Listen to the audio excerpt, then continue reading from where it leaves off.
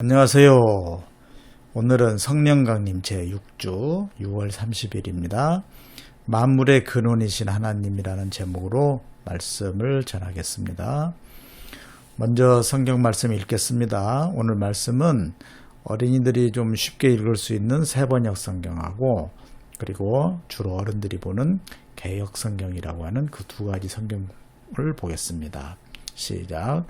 로마서 11장 36절 만물이 그에게서 나고 그로 말미암아 있고 그를 위하여 있습니다.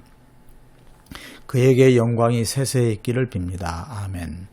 이는 만물이 주에게서 나오고 주로 말미암고 주에게로 돌아갑니다. 그에게 영광이 세세에 있을지어다. 아멘. 어른들 보는 성경이 조금 어렵습니다. 그렇죠? 자, 우리 어린이들 오늘 설교는 조금 어려운 설교예요. 신학교를 나와도 좀 이해하기 어려운 그런 내용이 있는데 그래도 아주 중요한 것이기 때문에 우리 어린이들한테 좀 설명을 하겠습니다. 좀 잘 들어보세요. 자, 질문하겠습니다. 하나님은 어디에 계실까요? 여러분, 하나님은 어디 계신다고 생각하세요? 옛날 사람들은 하나님이 이렇게 그 궁창 위에 궁창이라는 게 있는데 이제 좀 상세히 설명해 줄게요. 궁창 위에 물이 있는데 물 위에 하나님의 보좌가 있어서 여기에 하나님이 앉아 계신다 이렇게 생각했다고도 해요. 자, 이 그림을 보면은 옛날 사람들이 생각했던 우주입니다. 이게 땅이에요. 땅이 평평하게 있고 그 밑에는 물이 있어요. 이걸 스올이라고 했고 그 다음에 궁창이 있는데 궁창의 요 끝에는 이렇게 단단한 어떤 금속판 같은 것으로 이렇게 텐트처럼 쳐 있었다고 해요. 그런데 여기에 창문이 있어요. 창문이 열리면 요 궁창 위에 있는 물이 비로 내려와요. 예.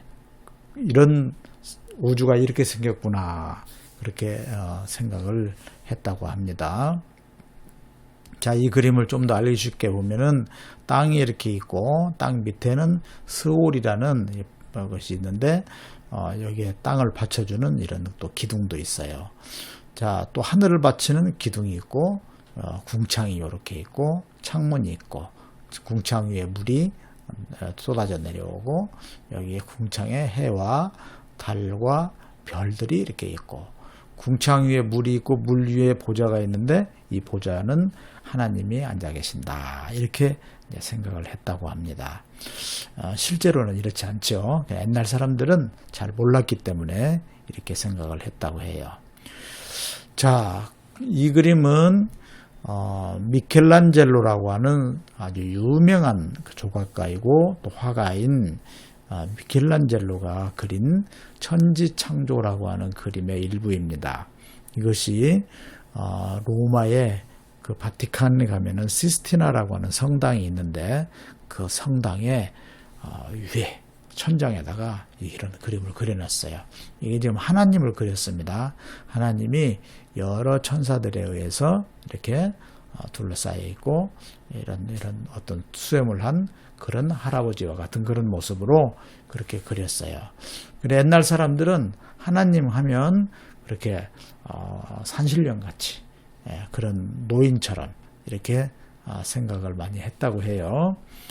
또 보면 수호신 하나님을 옛날 사람들은 정말 하나님에 대해서 잘 모를 때는 수호신이라고 생각을 했다고 그래요. 그래서 나를 지켜준다.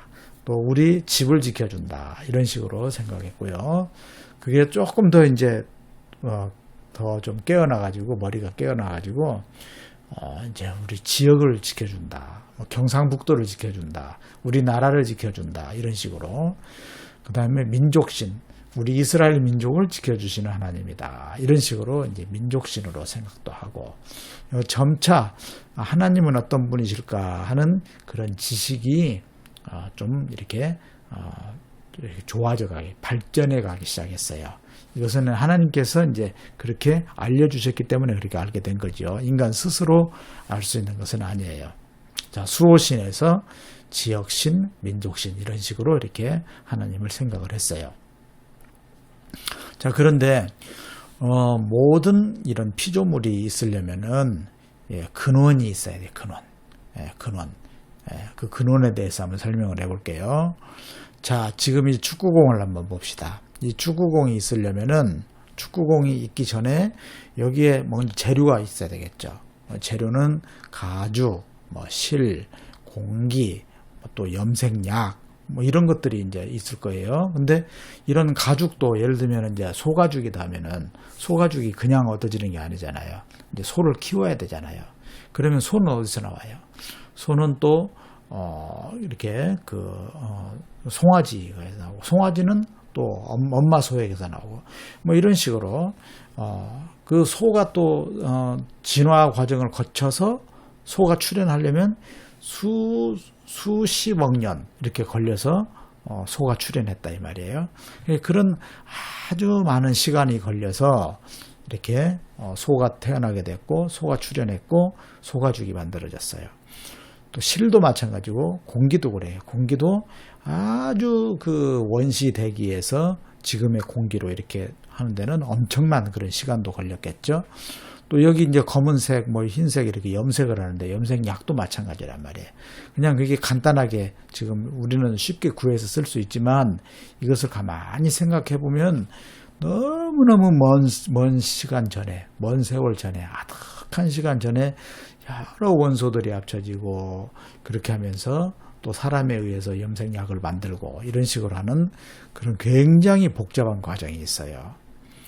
자, 그래서 아이디어가 있어야 되고 또 그걸 설계를 하고 거기에 대한 기술이 또 있어야 되고 또 여러 가지 실험을 해볼 거 아니에요. 축구공을 이 정도 크기로 해본다든지 좀 작게 만들어 본다든지 공기를 많이 넣어 본다든지 적게 넣어 본다든지 여러 가지 실험을 해서 지금의 축구공으로 이렇게 쓰고 있다 이 말이에요.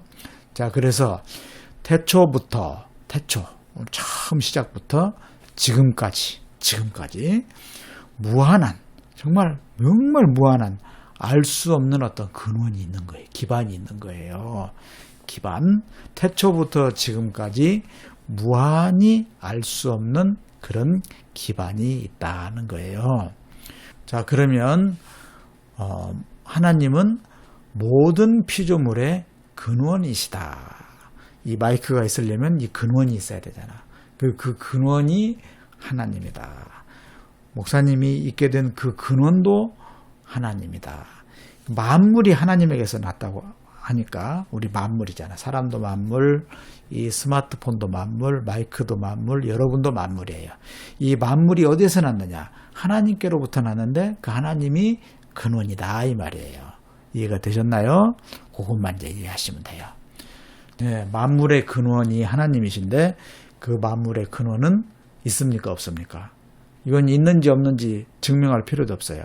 하나님은 있다 없다 증명할 필요도 없어요. 반드시 있는 거예요. 예, 만물의 근원이시기 때문에 그 하나님은 반드시 계신다. 이렇게 말씀드릴 수 있습니다. 하나님이 없다라고 하는 그 주장이 뭐냐면 없을 무, 신신, 논할 논, 그래서 무실론이라고 그래요. 하나님이 없다. 근데 만물의 근원인 하나님이 계시기 때문에 무실론은 불가능한 것입니다. 그래서 무실론을 주장하는 사람은 이제 뭘 모르기 때문에 그렇게 주장한다. 이렇게 생각하면 되겠어요. 하나님은 반드시 계신다. 자, 그러면 우리는 이 만물의 근원이신 하나님을 어떻게 해야겠어요? 묵상해야 됩니다. 그래야 우리가 하나님을 닮아갈 수가 있어요. 그 하나님을 알아갈 수가 있어요. 예. 만물의 근원이신 하나님을 묵상해야겠습니다. 자, 이 사진은 윤동주라고 하는 분의 그 사진이에요. 일제강점기 때 그 시를 쓰다가 일본에 또 끌려가서 거기서 또 돌아가신 분이신데 아주 유명한 시인이에요. 근데 이분의 시 가운데 서시라고 하는 시가 있습니다. 이 서시는 처음 시작이 어떻게 되냐면 죽는 날까지 하늘을 우러러 한 점 부끄럼 없기를 이렇게 되어 있어요. 하늘을 우러러. 하늘은 하나님이거든요. 하나님, 만물의 근원이신 그 하나님을 늘 생각하고 우러르면서 내가 부끄럼 없이 살아야 되겠다. 왜냐하면 하나님은 정직하신 분이고 깨끗하신 분이고 또 하나님은 인격적인 분이시고 선하신 분이기 때문에 그 하나님을 우러르면서 부끄럼 없게 살겠다 하는 그런 시를 썼습니다. 자, 오늘은 만물의 근원이신 하나님에 대해서 말씀드렸어요. 우리 어린이들 꼭 생각할 때 이런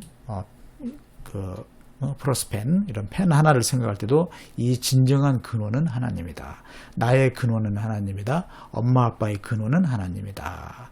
또 우리 집에서 혹시 어떤 반려견을 키우면 그러면 그 반려견의 근원도 하나님이다. 만물의 근원이신 하나님을 생각하고 우러르기를 바랍니다. 자, 그러면 우리 오늘 이 기도하고 마치겠어요. 시작. 예수님, 오늘은 만물의 근원이신 하나님을 배웠습니다. 늘 하나님을 경배하며 하늘을 우러러 부끄러움 없이 살겠습니다. 예수님 이름으로 기도했습니다. 아멘. 네, 날씨가 많이 덥습니다. 우리 어린이들 건강하게 잘 지내기를 바라겠어요. 그럼 다음 주에 또 봐요. 안녕.